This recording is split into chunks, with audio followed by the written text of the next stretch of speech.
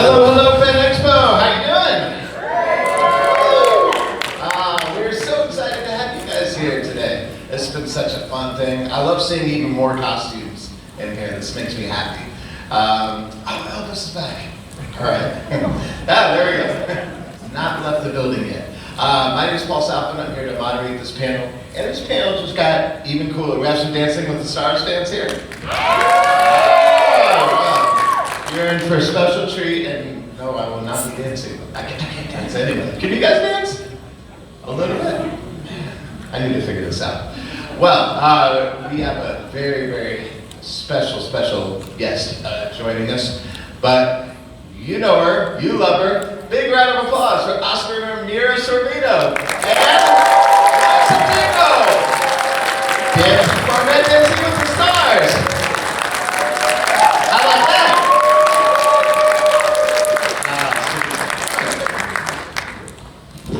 Hi guys. Yes. We are, we're in interesting times right now. Normally we would do a Q&A and we'd have a microphone set up and we would answer all the wonderful questions because you guys have better questions than anybody. But because of what's going on with the actor strike right now, we're just, we've got a list of fun and cool questions we're going to go through. We're just going to talk about, general acting and dancing and life. But I'm fine if afterwards we do audience questions, we just can't talk about specific film work or strike work. Might have to say that movie, or that show. But speaking of that show, the very obvious thing, Dancing with the Stars. This We can talk all Dancing with the Stars. Yeah, let's do it. Who watches the show? Raise your hand. Okay. Great. Well, congratulations on that. That's so cool. I'm endlessly fascinated by this because I can't dance at all. Like I must have been born with 2 left feet. But the fact that you guys can do it, when did you both each know that you had that gift of that grace to be able to do this on such a platform? Well, Gleb is the more person to answer that. For me, it was just a leap of faith and courage to be like, I love dancing, so I'd like to try this. But Gleb is himself like a virtuosic dancer. So Gleb, why don't you talk about your origin story? And you're doing amazing, by the way. We're like in week 5, okay? This is going to be most memorable year week, and I'm super excited that Mira's going to share her story. And I have the best partner, by the way. I love dancing with you. Yeah. Thank you, Gleb. I've been dancing all my life.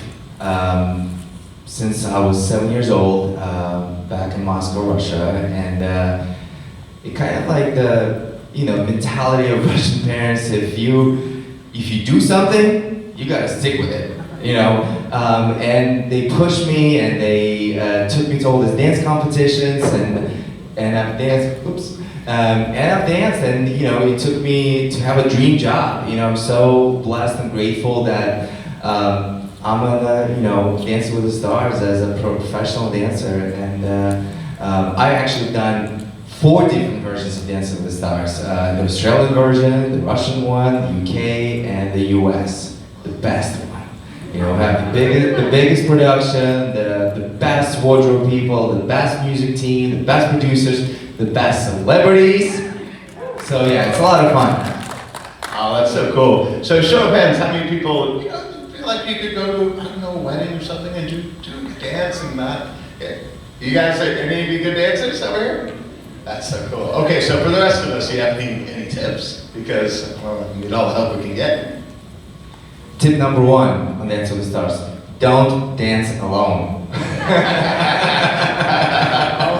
Yeah, is that what happened? Mira, do you want to kind of share? Yeah, it was last week, and I think it was my most confident dance yet. We did Cinderella, and it was so much fun. And we had danced it several times on Monday. We danced it for Access Hollywood, and we were feeling really confident. But we just got together at night just to go over a few little moments in it, brush it up even more. And then we showed it to another couple. We did a show and tell, and then Gleb's like, "Okay, we're good. Good night. I'll see you tomorrow." And I went back to the room and was like, I just want to practice that one move a little bit more. And I started doing it, and I wiped out. My foot just slipped on the floor. Because, periodically we put a little water on the bottom of our shoes so we don't slip, and I forgot to do that. And I just wiped out, and I landed hard on my wrist, and I went to an MRI, and it's slightly fractured. But it's not going to stop me. I am not stopping dancing. No way.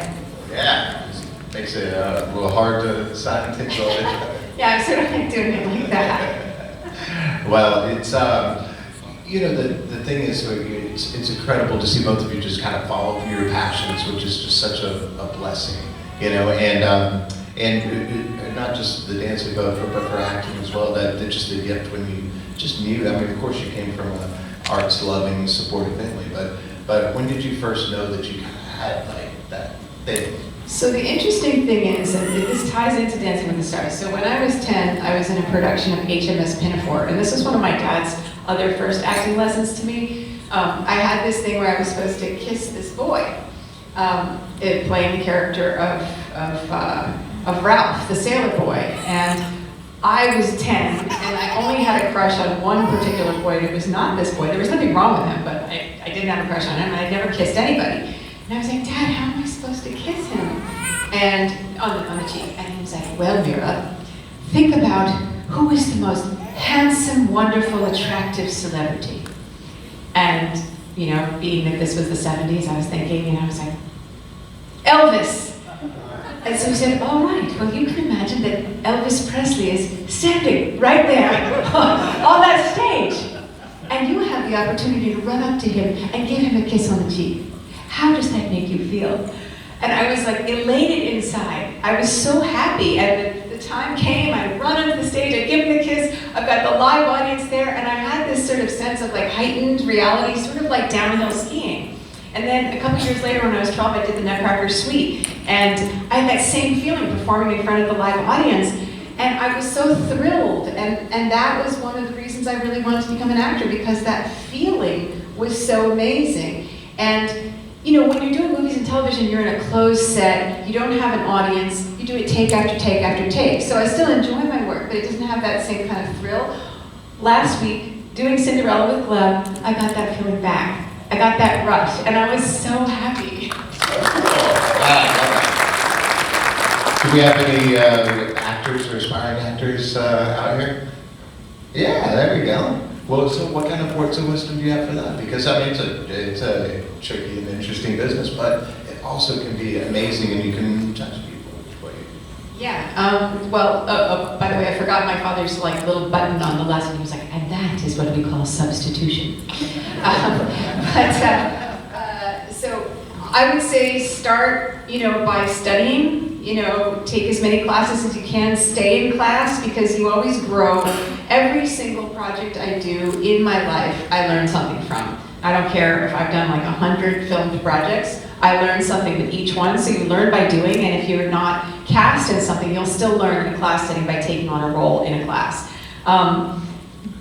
Get Backstage Magazine, do every audition you can. Like, it doesn't matter the project size, like, things lead to other things. So you get one job, and somebody likes working with you, and there's goodwill there, and they see your talent, and they'll refer you to something else, and on and on and on. So never give up, believe in yourself, study very, very, very hard, and be super prepared for any opportunity you have, whether it's an audition, a meeting, or an actual role. Like, just don't leave anything to chance, so that once you're actually performing, you can kind of let loose and fly with it, rather than being like nervous about like, I don't quite know that line, or I'm not really sure what I'm doing here, and then you're not going to be bold. You need to have the courage of your convictions to kind of soar.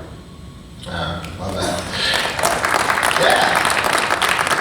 So I co-host a TV show with one of our great Dallas Cowboys, Drew Pearson, famously caught the Hail Mary, went in the Hall of Fame, so I'm so proud of him. And on the show, we've had this really cool thing where we've asked people their Hail Mary moment. They had that moment in your life or career where you just had to go for it, and it worked out for you. So I'm curious for both of you, what you feel that was.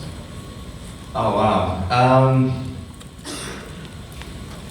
I think for me was actually moving from Russia to the United States. That was the moment when I kind of stepped out of my comfort zone. Lived with my parents, and didn't have to pay rent, and they fed me. And at 19, I saved a little bit of money. It was like $97. True story, right? Moved to Queens. And I used this is a true story, guys. Slept in the room. I used the towels as my mattress. I used my winter jacket as my pillow. I kind of lived rent-free because I had no money, and I used to wash the dishes of this very nice Chinese lady, and I used to go to the city, to Manhattan, to teach in a dance studio. That was in 2003, 20 years ago. And I worked for $25, but it cost me $4 to go round trip back and forth. $9 I paid for floor fees, which is the rent of the studio, so you do the math, how much money I've left. And then on the way back, I would be because I lived in Queens and Flushing, another Asian lady would meet me by this little grocery store and give me this delicious Singapore noodles because she knew that I was in trouble. I was hungry, and she wanted to feed me, and like the failure was not an option for me. So I was happy. I was happy and I was grateful, and I just kind of always had this big dream to dance, to become the most famous dancer there is. And I always work really hard.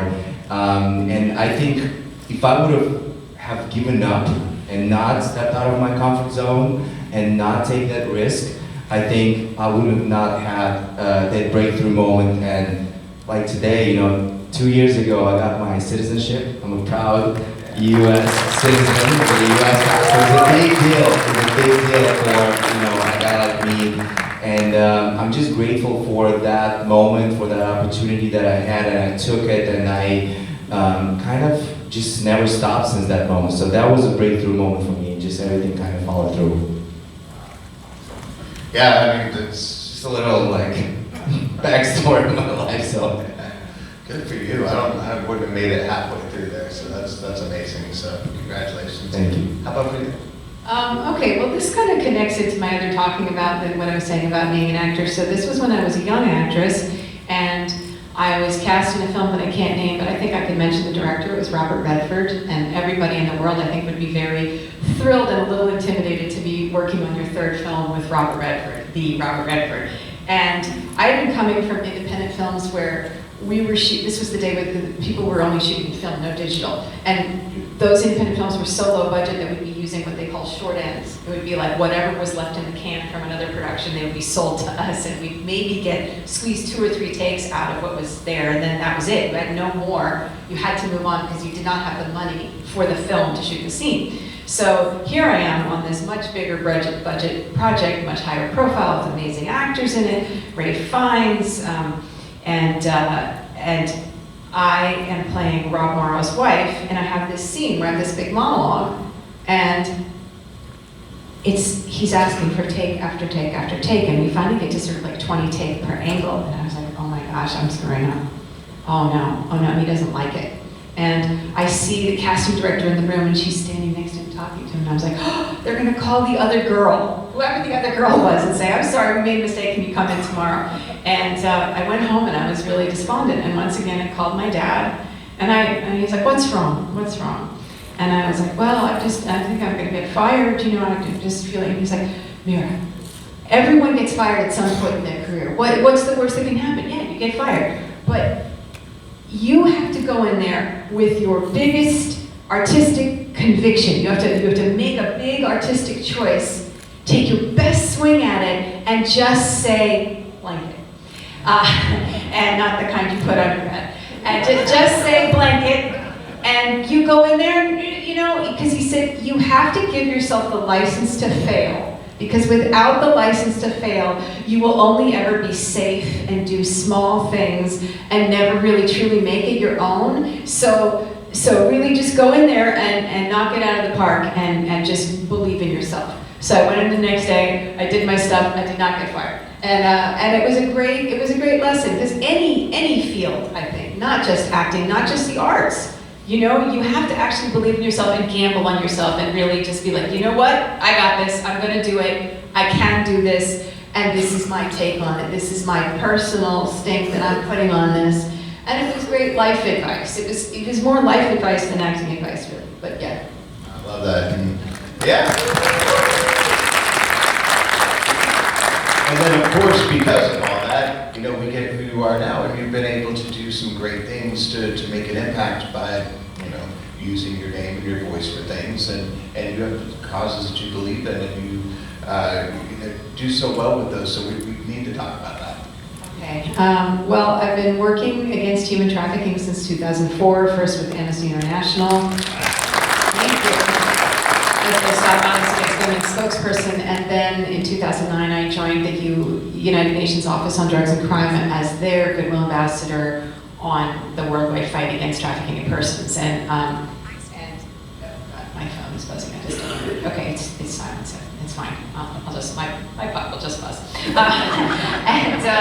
And that's become one of the greatest honors and privileges of my life, that I get to travel around the globe and meet with survivor leaders and NGO heads and governments and really try and push for change, because there are over 40 million people living in slavery today, the highest number in the history of human existence that we know of, and only 0.6% of them currently are either rescued or exit themselves. So 99.4% of human trafficking victims stay in bondage, which is just intolerable. And so I'm just trying all the time, like it's in all of my spare time, I'm working on human trafficking. I work with all these different groups.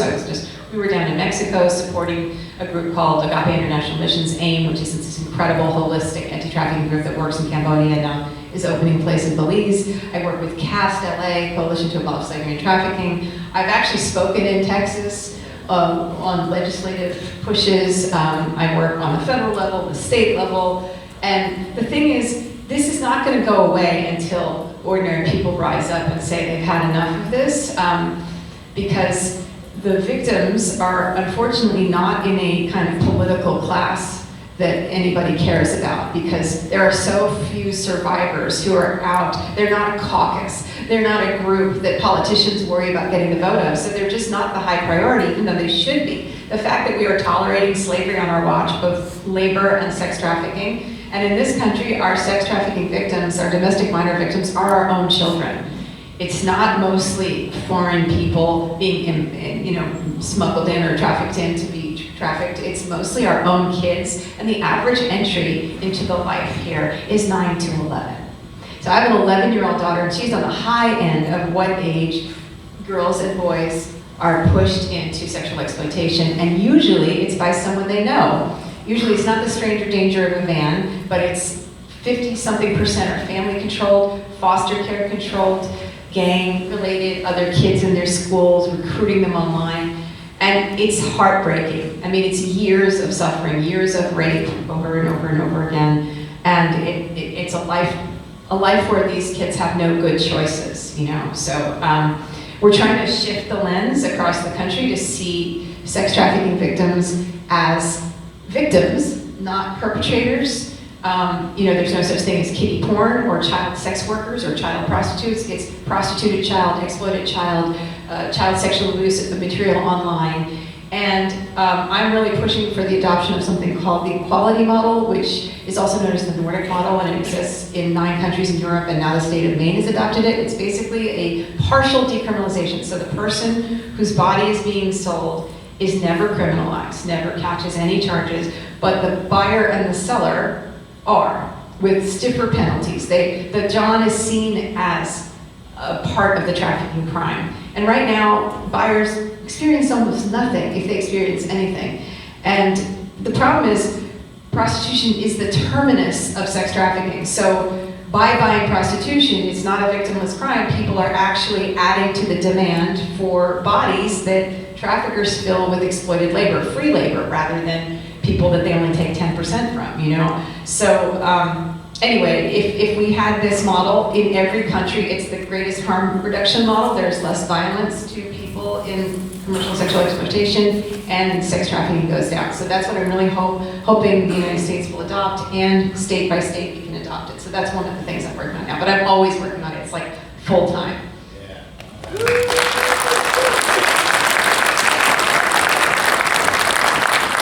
As the father of a daughter, thank you. I know we've got parents out here, and it means the world for you to be able to use your platform to do that. So it's fantastic.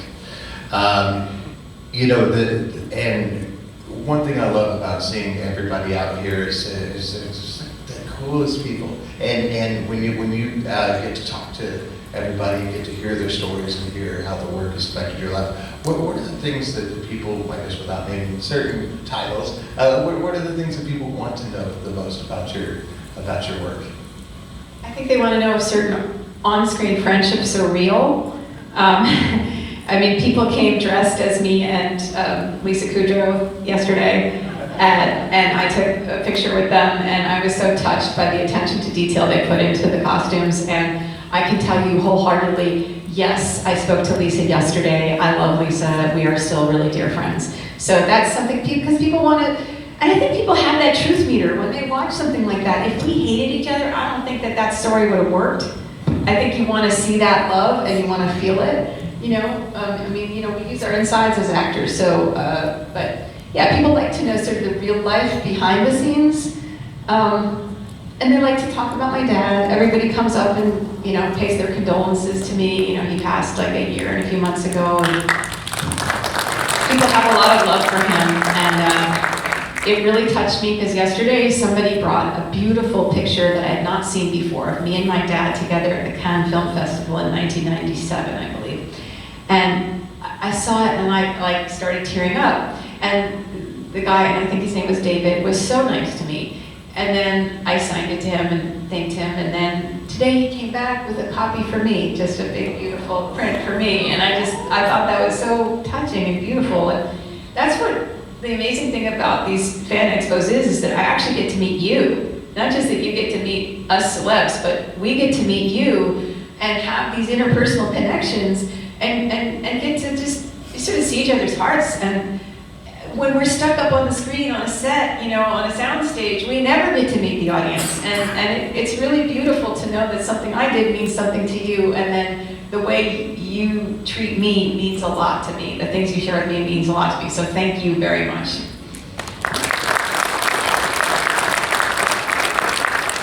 And of course, I was saying I love the costumes out there. What for both of you? What have been some of the great costumes that you've seen this weekend?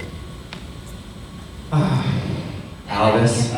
Yes. I was looking at me, I was like, wow, I want to steal that. Because last season on Dance with the Stars, I was Elvis. We did an opening number. It was in the Elvis week. And I had a great costume and it had the whole thing. I was driving a car and yeah, I love that Elvis. I literally asked him where he got the costume today when he came to the table, right? Like, you said it was from a company in Canada? Yeah, Pro Elvis jumpsuit. Pro Elvis jumpsuits, Gleb. Hey, I'm gonna Google that for sure. You can be their new spokesmodel. Absolutely. I love that. And what have you seen that you liked as well? Well, as I said, I love the me and Lisa. I can't say the name of the movie.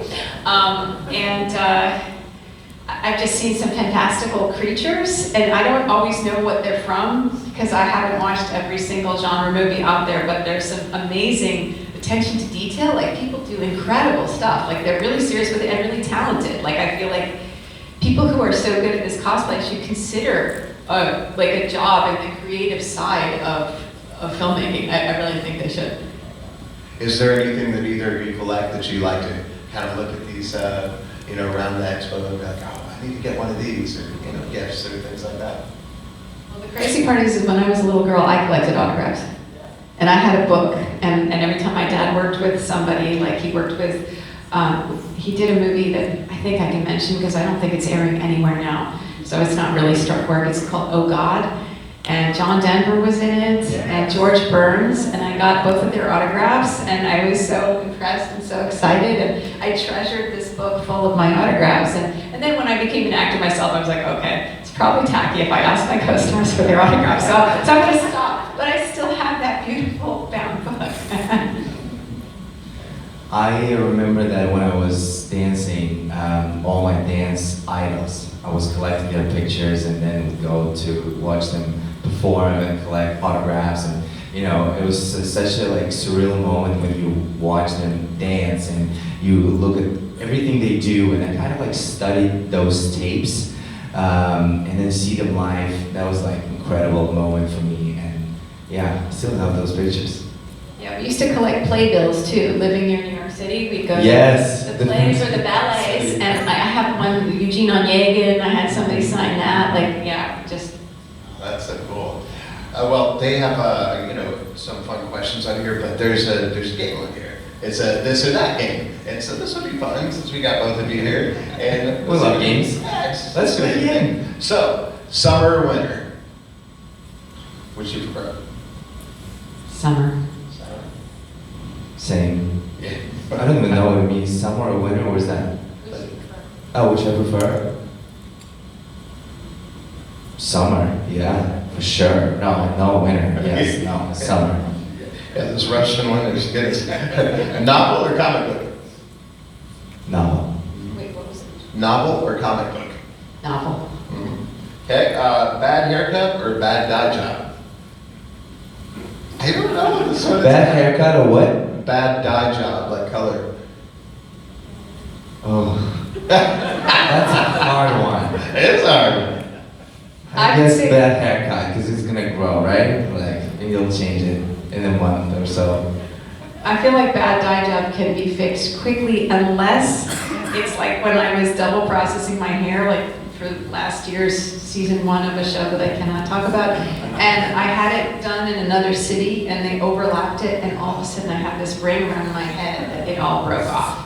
Oh, no. So I guess I'd have to say bad haircut, but I would have said bad dye job until that. Wow. Okay, werewolves or vampires? Vampires. Absolutely Yeah. vampires. Yeah. Vampires are sexy. I was just gonna say that, you're in my mind. Okay, play or musical? Musical. Musical. Yeah. I can't sing though, but you can sing. You're a very good singer. Thank you. Art museum or history museum? Art. That's a tough one. I love history. And I love art. I don't know, 50-50. It's a tough one, eh? All right, cooking or being cooked for? Cooking! Yeah. Yeah. Yeah, I think cooking too. I love making food for my family. What's your favorite? What's your, like, the best, like, the signature dish when you invite me to your house to dinner? Which I haven't been invited yet so far. Not yet. And we'll win that mirror ball. Then maybe. I mean, I make mostly Italian dishes that like my grandparents handed down to my parents, and my grandparents taught my American mom how to cook, and then she kind of surpassed them. She's an amazing cook, but I love just a simple marinara or a vodka sauce with shrimp, or I do like a vegetarian bolognese, which is really good. You can't really tell the difference, and it's delicious and healthy. And I do something called eggs in purgatory, which we usually do the day after we do like a red tomato pasta. And the next morning I put whatever's left over, the sauce and sometimes the pasta, and then you saute that and you add eggs into it. And you're really supposed to flip the eggs as they're cooking so the consistency is better. And then you smother it with like Parmesan and mozzarella, whatever you have, and some fresh basil. And that is fantastic. You're all invited, by the way. It's like this sounds Mirror's great. house. I love it. Okay, board games or video games? Board games. Yeah, board games. Yeah. My favorite is We're like old telestrations. Have you guys ever done telestrations? It's such a great family or party game. Like it's sort of like telephone, but you do it with Oh, yeah. pictures, and it changes and gets so weird and wacky as it goes around. It's really fun. Gets dirty. This sounds fun. I love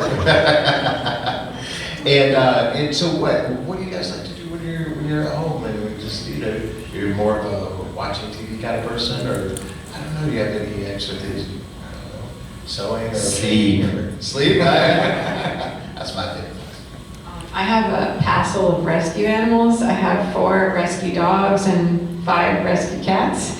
And it's a little insane, but I love hanging with my animals and I love hanging with my kids. I should have said that the other order.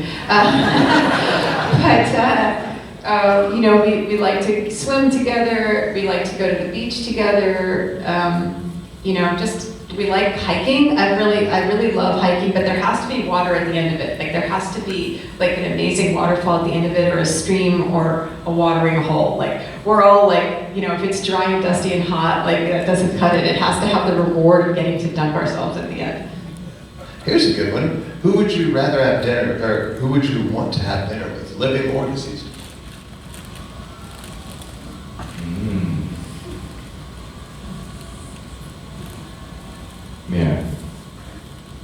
maybe Marilyn Monroe. Yeah. You know, I got to play her, and I loved her so much from the time I was a teenager, and I just have love for her. So to get to like be her friend for a night would be amazing. And probably lots of questions. Michael Jackson. Yeah. Love it. And who was your childhood hero?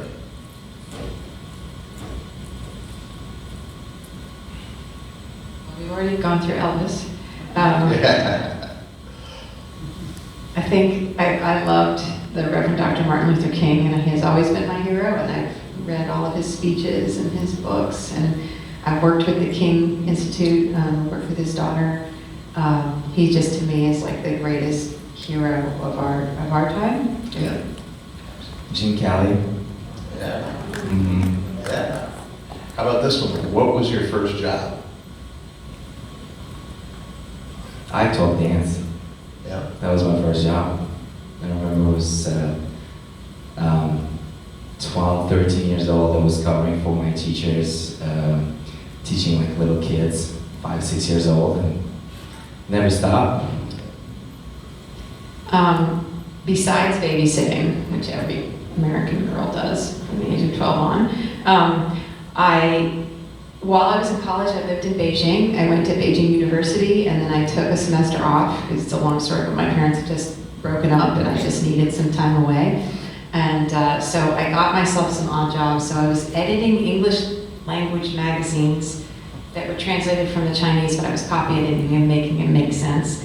And I was singing jazz. I was being paid to sing jazz in Chinese, like they were clubs that were patterned after European clubs. There was a Maxime's de Paris there, and it looked just like the original Maxime's, and I sang with a half Chinese, half European group, and I sang like jazz standards like One for My Baby and One for the Road and Desafinado and Autumn Leaves in French, which is like my favorite. So that was one of my favorite jobs, and I taught English. That's amazing. Wow. Okay, so if you were able to walk around in a costume and just kind of see this in another light, who would you dress as? Spider-Man.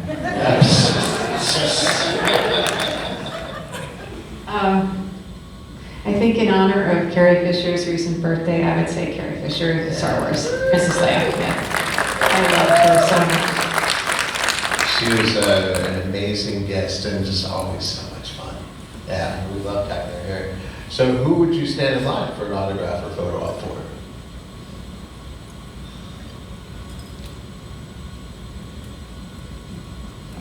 Mira, go first and think about this one. Well, because there's all these amazing people here right now, but I know if I walked over to their table, they'd be like, come here, Mira. So I'm going to have to stand in line now. I don't know. I'm trying to think. And I've worked with some of my favorite people. Like I've worked with Sophia Loren, who is incredible. She was one of my heroines. That's a hard one. Gleb? I don't know.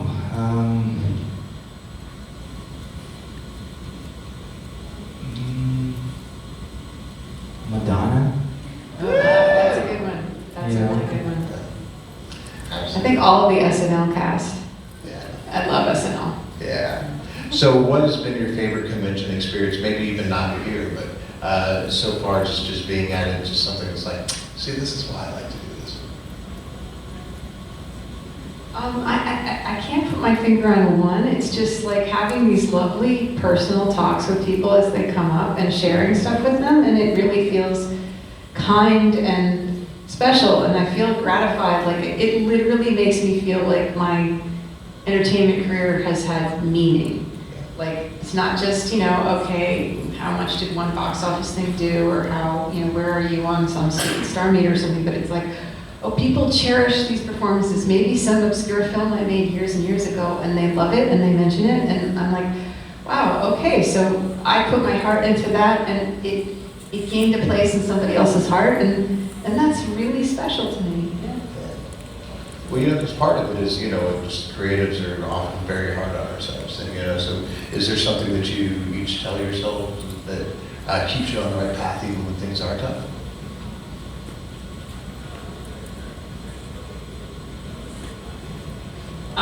I think, part of what keeps me grounded is my faith in God and Jesus and Mary, like I'm a big Mary person, and the love of my family. Like my children are everything to me, and I gain so much joy and solidity just by being their mom and getting to love them and support them and be with them. Like that's my happiest place. So part of me is a little bit like, look, all this could go away and we could sell everything and move to a small town and live on like, you know, a completely different level. If we had each other and we're all healthy and together, that would be enough. I love that.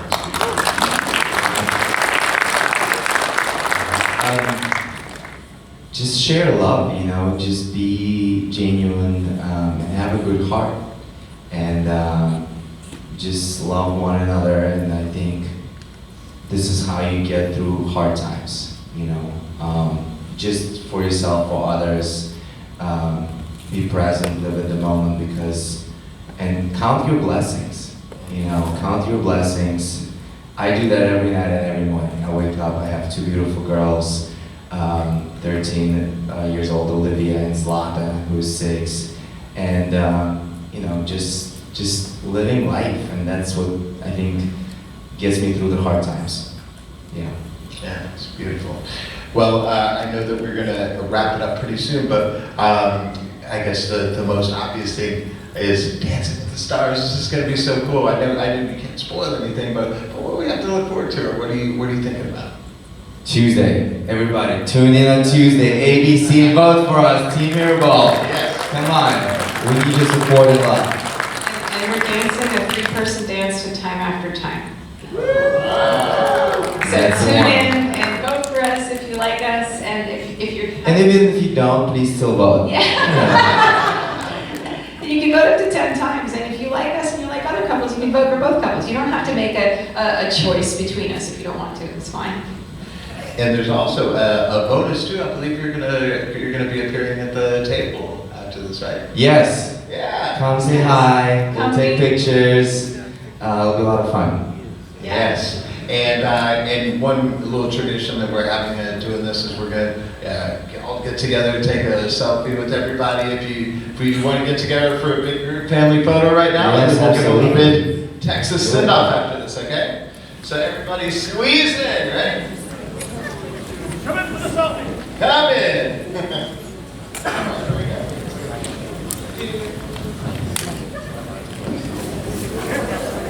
All right, there we go. Ready?